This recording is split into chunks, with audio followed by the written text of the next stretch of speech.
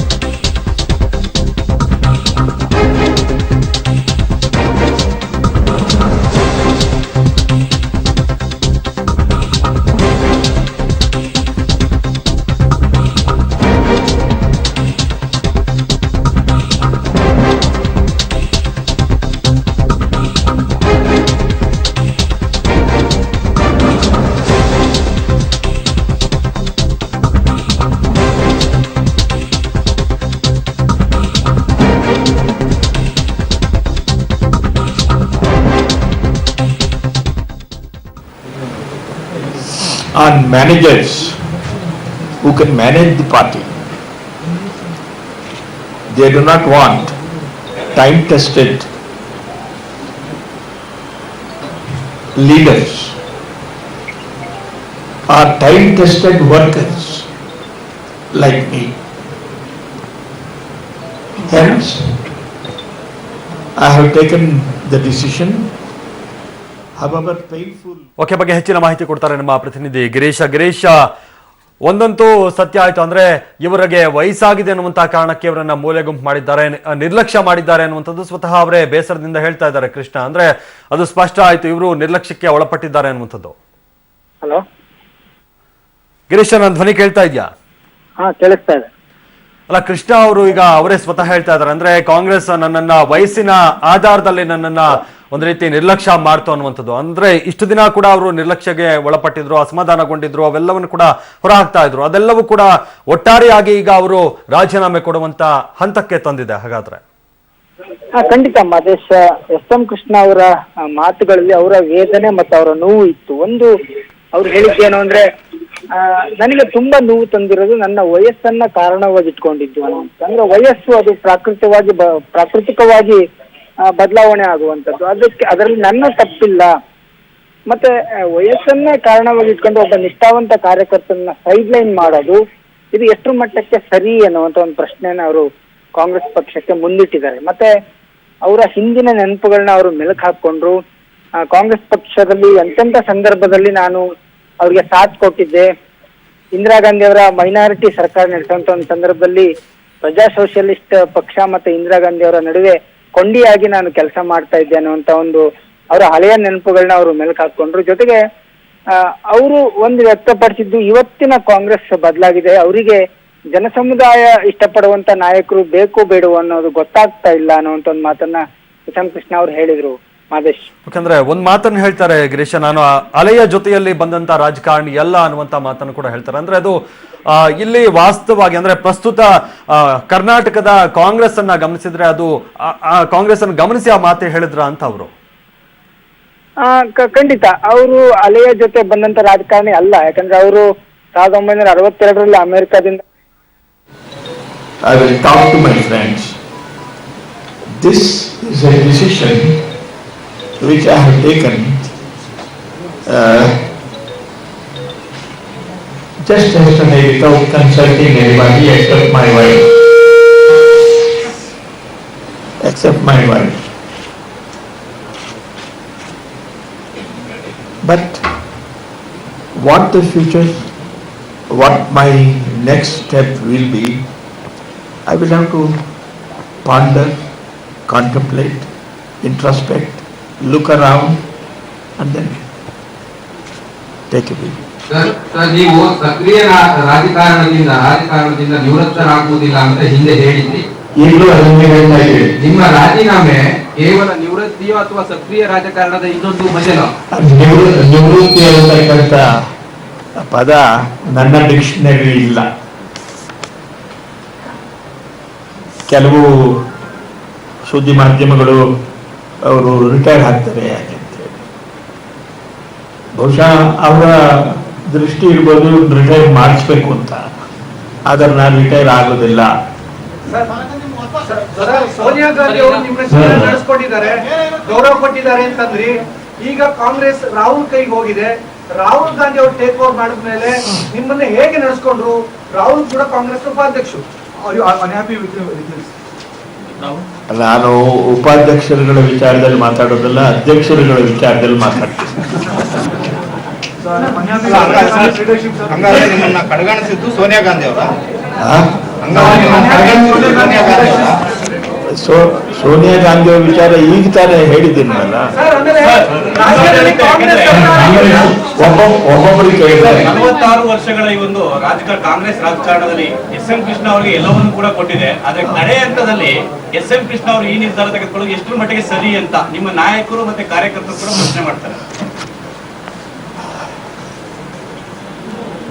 ಆತ್ಮಗೌರವ, ಸ್ವಾಭಿಮಾನ ಇವು ನನ್ನ ಜೀವನದ ಉದ್ದಕ್ಕೂ ಕೂಡ ನಾನು ಹಂಚಿಕೊಂಡಿರ್ತಕ್ಕಂಥ ವ್ಯಾಲ್ಯೂ ಚೈನ್. ಅದಕ್ಕೆ ಧಕ್ಕೆ ಬಂದಾಗ ನಾನು ಅಲ್ಲಿಲ್ಲ. ನಿಮ್ಮ ಮುಂದಿನ ನಡೆ ನೀವು ಹೇಳ್ತೀರಿ ರಾಜಕೀಯ ನಿವೃತ್ತಿ ಅಲ್ಲ ಅಂತ ಹೇಳಿ. ಸರ್, ಕಾಂಗ್ರೆಸ್ ಅತ್ಯಂತ ಕೆಟ್ಟ ಪರಿಸ್ಥಿತಿಯಲ್ಲಿದೆ. ಈ ಸಂದರ್ಭದಲ್ಲಿ ಕಾಂಗ್ರೆಸ್ ಪಕ್ಷದಿಂದ ಎಲ್ಲವನ್ನೂ ಪಡ್ಕೊಂಡಂತ ನೀವು ಈ ಸಂದರ್ಭದಲ್ಲಿ ಪಕ್ಷವನ್ನ ತೊಳೆಯೋದು ಎಷ್ಟು ಸರಿ? Don't you think you are ditching the party? No, I'm not ditching the party, I am quitting the party. Sir, ಹಾಗಾದ್ರೆ ಮುಂದಿನ There is a world of difference between ditching and quitting. Sir, ಹಾಗಾದ್ರೆ ಮುಂದಿನ ನಡೆ ಏನು sir ನಿಮ್ದು? And then again, you know, for the last 46 years, I have struggled for the party.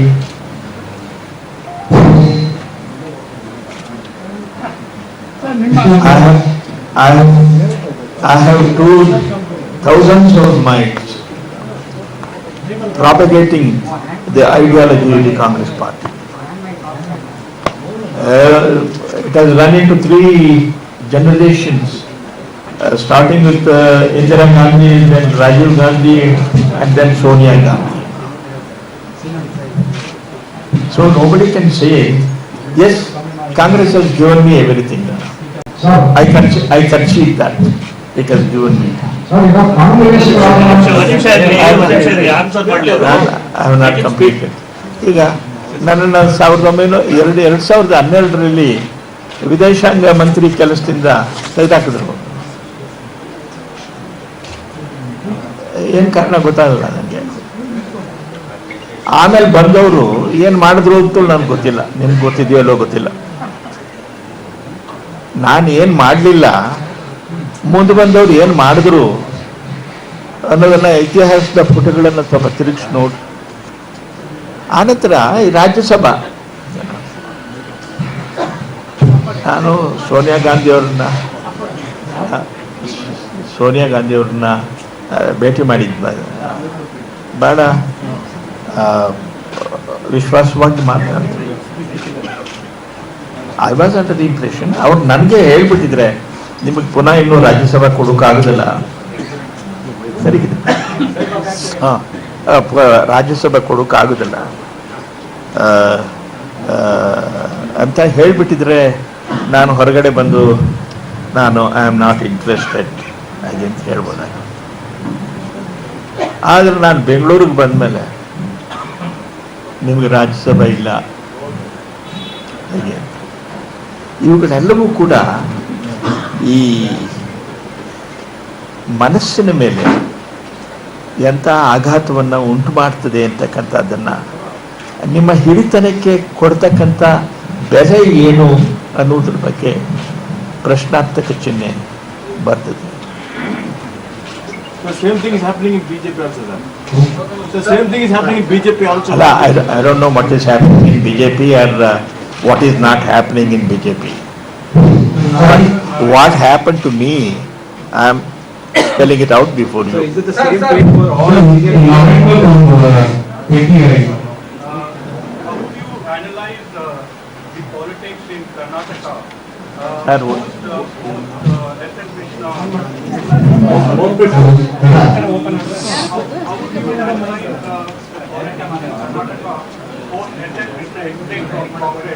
How badly will it affect the Congress, or does it have any political future in Karnataka? Will your exit damage Congress prospects by losing a powerful Okkaliga leader like you?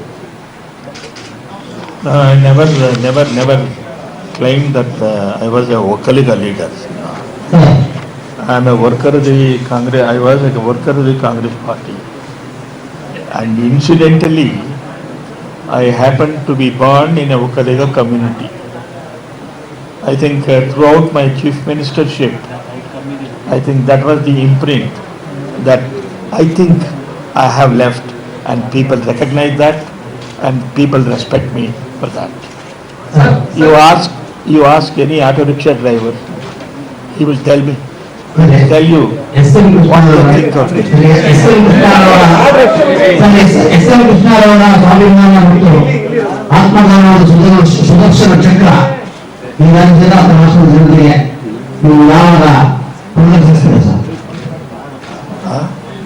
SM. ಕೃಷ್ಣರವರ ಆತ್ಮಗೌರವ ಮತ್ತು ಸ್ವಾಭಿಮಾನದ ಸುದರ್ಶನ ಚಕ್ರದ ದರ್ಶನ ಯಾವಾಗ, ಎಷ್ಟು ದಿವಸಗಳು ಬೇಕಾಗಬಹುದು?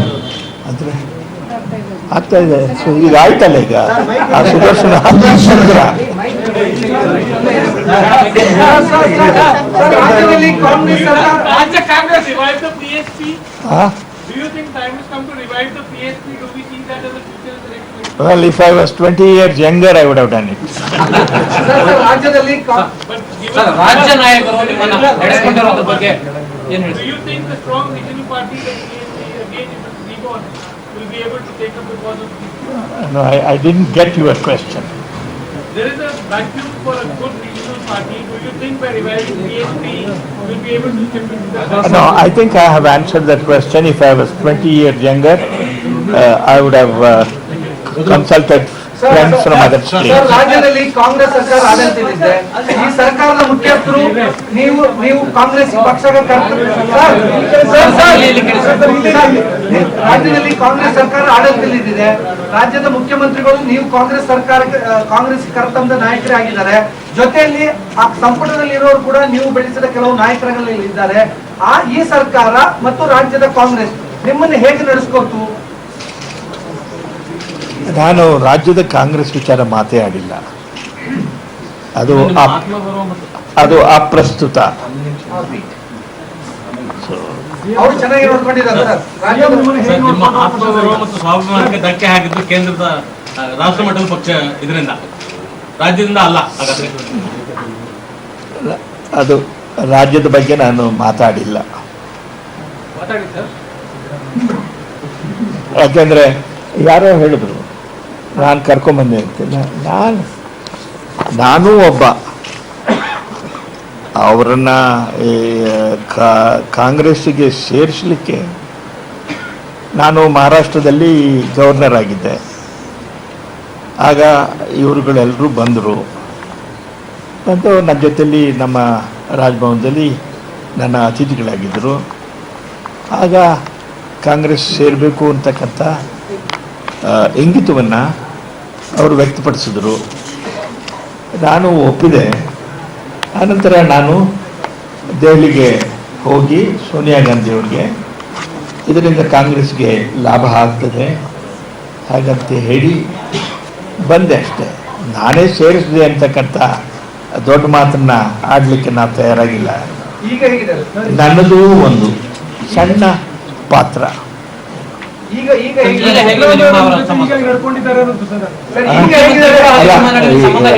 ಈಗ ರಾಜ್ಯ ಸರ್ಕಾರಕ್ಕೂ ನನಗೂ ಇದು ಯಾವುದ ಜಗ್ಗಾಟ ಇಲ್ಲ.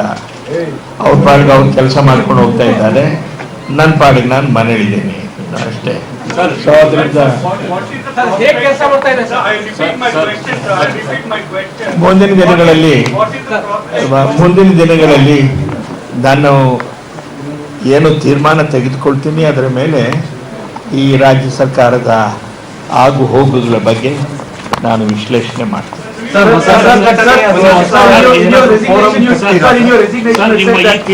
ನಿಮ್ಮ ಈ ತೀರ್ಮಾನ ಸದ್ಯದ ಪರಿಸ್ಥಿತಿಯಲ್ಲಿ ಬಿಜೆಪಿಗೆ ಲಾಭ ಆಗುತ್ತೆ ಅಂತ ನಿಮ್ಗೆ ಅನ್ಸಿಲ್ವಾ? ಸದ್ಯದ ಪರಿಸ್ಥಿತಿ ಇನ್ನೊಂದು 13 ತಿಂಗಳು ಎಲೆಕ್ಷನ್ ಇದೆ. ಏನನ್ಸುತ್ತೆ ನಿಮಗೆ? ಬಿಜೆಪಿಗೆ ಲಾಭ ಆಗುತ್ತೆ ಅನ್ಸುತ್ತೋ ಏನನ್ಸುತ್ತೆ ನಿಮಗೆ ನಿಮ್ಮ ಈ ತೀರ್ಮಾನ? ಅದರ ನೀವು ಹೇಳಬೇಕದು, ನಾನು ಹೇಳೋಕೆ ಬರೋದಿಲ್ಲ. ನಾನು ಹೇಳುವುದಕ್ಕೆ ಬಂದಿರೋದು ನಾನು ರಾಜೀನಾಮೆ ಕೊಡ್ತಾ ಇದ್ದೀನಿ, ಬಿಟ್ಟು ಹೋಗ್ತಾ ಇದ್ದೀನಿ ಅಂತ ಅಷ್ಟೇ. ಇದರಿಂದ ಏನಾಗಬಹುದು ಏನಾಗೋದಿಲ್ಲ ಅಂತಕ್ಕಂಥದ್ದನ್ನ ನೀವುಗಳು ವಿಶ್ಲೇಷಣೆ ಮಾಡಿದ್ರಿ. ನಾಳೆಯಿಂದ ಈಗಾಗಲೇ ಮಾಡಿದ್ದೀರಿ, ನಾಳೆಯಿಂದ ಇನ್ನೂ ತೀಕ್ಷ್ಣವಾಗಿ ಮಾಡ್ತೀರಿ ಅಂತಕ್ಕಂಥದ್ದನ್ನ ಬಂದೆ. Sir, you have said that all communities are not being treated equally. Who? You just said. No. You said No, all, no. all communities are They not. should be treated equally. Yeah. So does that mean that? That's what I did. That's what That I also said. indicates that they're not being treated equally. Huh? That also, you say that all they should all be treated equally. Does Yes. that mean that the Gowda community is not happy with the Congress? No, I think you have got the whole thing wrong. I said that I happen to be born in a Okkaliga community. No, sir. You said that all communities are not being treated equally in the party. I didn't say.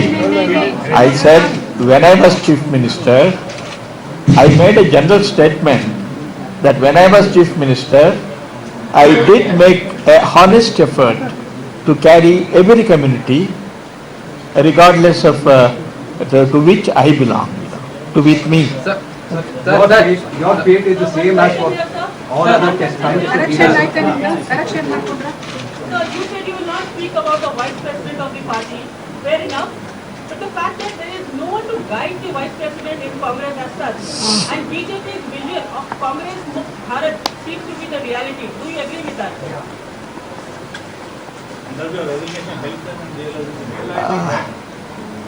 That's a point of view which you have expressed. I have no comments on that. BJP ನಾಯಕರು ಇವತ್ತು ಹೇಳಿರುವಂತದ್ದು ಬಿಜೆಪಿಗೆ ಕೃಷ್ಣ ಅವರು ಬಂದ್ರೆ ಸ್ವಾಗತಿಸ್ತೀವಿ ಅಂತ ಹೇಳಿ, ನೀವೇನು ಹೇಳ್ತೀರಿ ಅದ್ರ ಬಗ್ಗೆ? ಕೃಷ್ಣ ಅವರು ಬಿಜೆಪಿ ಪಕ್ಷಕ್ಕೆ ಬಂದ್ರೆ ನಾವು ಸ್ವಾಗತಿಸ್ತೀವಿ ಅಂತ ಮಾತ್ರ ಹೇಳಿದ್ದಾರೆ ಇವತ್ತು. ಸೊ ನೀವೇನು ಹೇಳ್ತೀರಿ ಅದಕ್ಕೆ? ನೀವು ಹೇಳ್ತಾ ಇರೋದ ಈಗ ಬಿಡ್ತು. ಬಿಜೆಪಿ ನಾಯಕರು ಕರೆ ಕೊಟ್ಟಿರೋದು ಬಂದ್ರೆ ನಾವು ಸ್ವಾಗತಿಸ್ತೀವಿ ಅಂತ ಹೇಳಿ ಸದಾನಂದ ಗೌಡ್ರೆ ಹೇಳಿದ್ದಾರೆ. ಸರ್, ನೀವೊಂದು ಮಾತು ಹೇಳಿದ್ರಿ ಸರ್, ಅಧಿಕಾರ ಸಿಕ್ಕಾಗ ಎಲ್ಲಾ ಸಮುದಾಯಗಳನ್ನು ಕೂಡ ಸೇರಿಸ್ಕೊಂಡು ಹೋಗ್ಬೇಕು, ಒಂದೇ ರೀತಿಯಲ್ಲಿ ಒಂದೇ ಸಮಾನ ದೃಷ್ಟಿಯಲ್ಲಿ ನೋಡ್ಬೇಕು, ನಾನು ಆ ರೀತಿ ನೋಡಿದ್ದೆ ಅಂತ.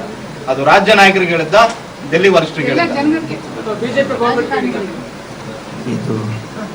ಅದು general statement of a politician that when you are in power, you should make an honest effort. You need not necessarily carry everyone on your shoulders, but you make a honest effort to create an impression that there is sincerity in your approach to carry every section of the community with you. That's what. You express your indebtedness to Indira Gandhi and Mrs. Sonia Gandhi. But when did your disillusionment with the party start? From 2012 onwards. That is after you were removed from the external affairs. From 2012 onwards. You see, there is a way of getting rid of political leaders. I think the Congress should learn the art of being graceful in whatever they do. Then they could have called me, and then they could have told me that we are thinking of some drastic reshuffle. So why don't you consider, other alternatives? Well, perhaps after 3 months, it would have been a very, very graceful exit, sir, ಇವತ್ತು ಸದಾನಂದ ಗೌಡ ಪಕ್ಷಕ್ಕೆ ಬಂದ್ರೆ ನಾವು ಸ್ವಾಗತಿಸ್ತೀವಿ ಅಂತ ಹೇಳಿದ್ದಾರೆ. So ಅವ್ರಿಗೆ ಏನ್ ಹೇಳ್ತೀವಿ sir? Sadananda Gowda central minister ಬಿಜೆಪಿಗೆ ಬಂದ್ರೆ ನಾವು ಅವರನ್ನು ಸ್ವಾಗತಿಸ್ತೀವಿ ಅಂತ ಹೇಳಿದ್ದಾರೆ. ನಾನೇನು ತಕ್ಷಣ ರಿಪ್ಲೈ ಕೊಡೋದಕ್ಕೆ ಅಸೆಂಬ್ಲಿ ಕ್ವೆಶ್ಚನ್ ಆನ್ಸರ್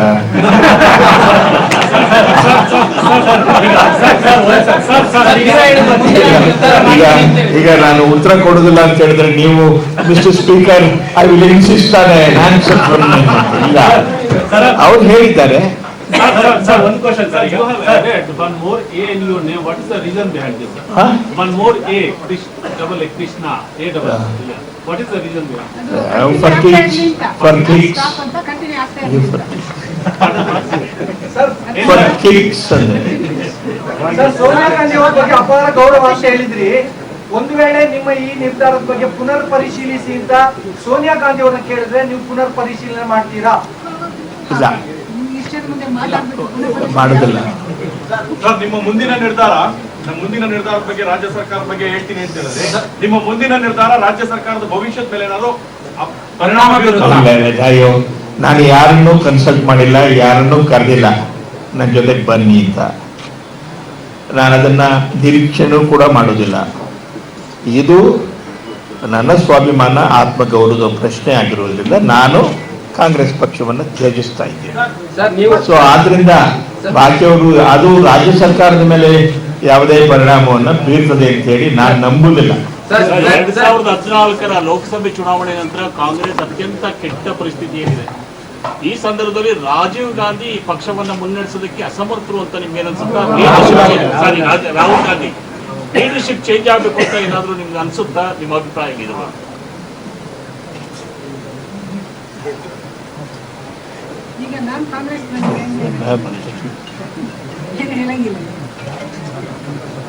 ಈ ನಾವು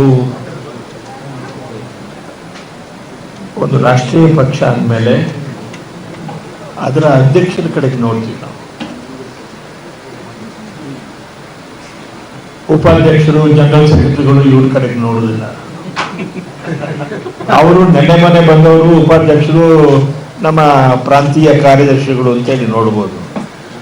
ಆದರೆ ನಾವು ನನ್ನ ಸೀನಿಯಾರಿಟಿ ಈ ಘಟ್ಟದಲ್ಲಿ ನಾನು ರಾಷ್ಟ್ರೀಯ ಅಧ್ಯಕ್ಷರ ಕಡೆಗೆ ಗಮನ ಹರಿಸಬೇಕೇ ಹೊರತು ಮಿಕ್ಕವರವರ ಬಗ್ಗೆ ಅಲ್ಲ. ಸರ್, ಯಾಕೆಂದ್ರೆ ಬಹುತೇಕ ದೆಹಲಿ ನಾಯಕರು ಎಲ್ಲರೂ ಕೂಡ ರಾಹುಲ್ ಗಾಂಧಿ ಅವರ ಹಿಂದೆ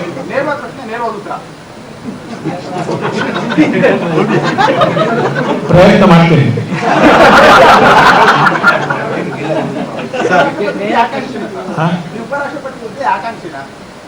ಉಪರಾಷ್ಟ್ರಪತಿ ಹುದ್ದೆಗೆ ನೀವೇನಾದ್ರು ಆಕಾಂಕ್ಷಿನಾ? ನನಗೇನು ತಲೆ ಕೆಟ್ಟಿದೆ ಅಂತ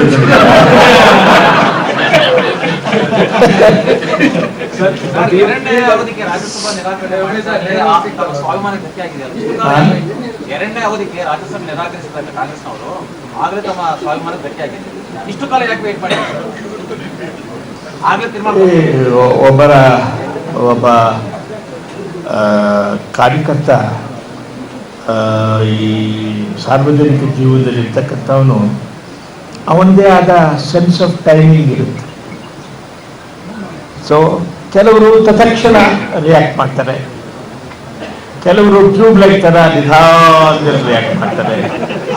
ಸೊ ನಾನು ಟ್ಯೂಬ್ ಲೈಟ್ ಅಂತ ತಿಳ್ಕೊಳ್ಳಿ.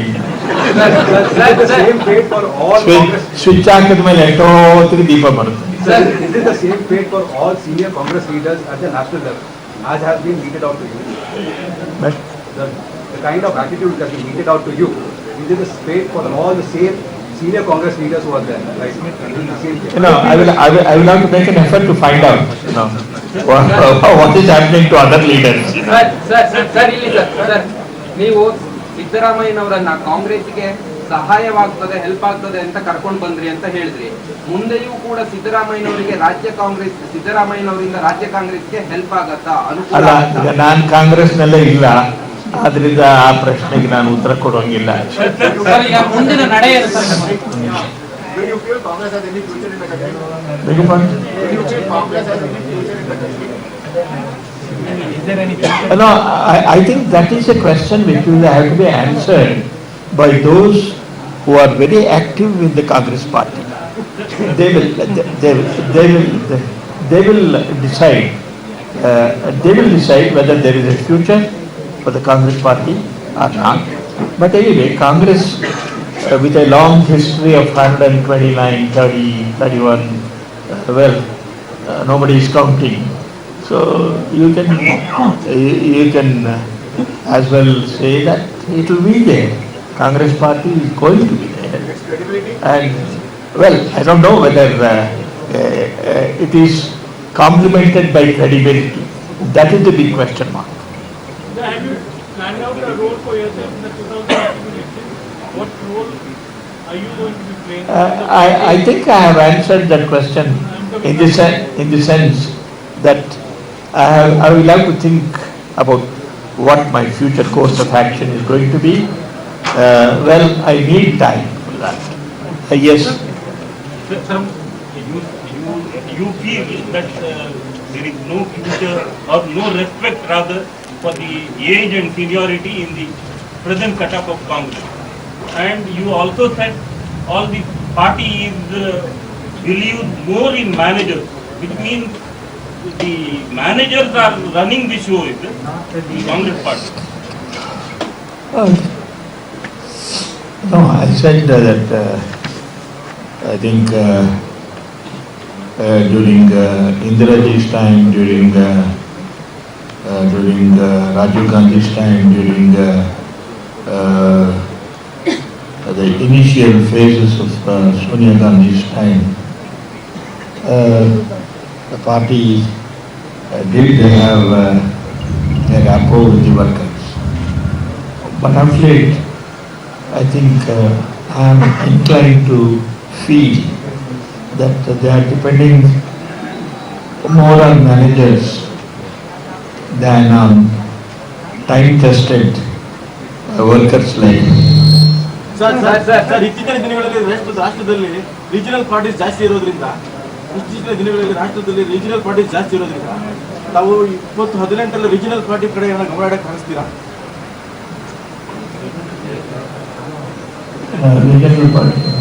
ತಾವೇ ಕಟ್ಟುವಂತ ಪರಿಸ್ಥಿತಿ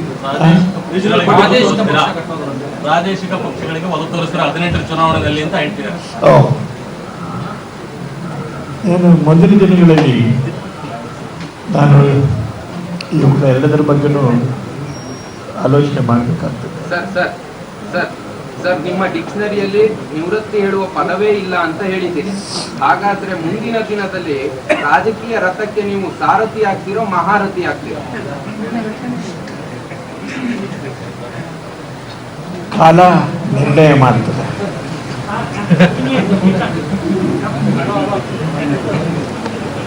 Thank you very much.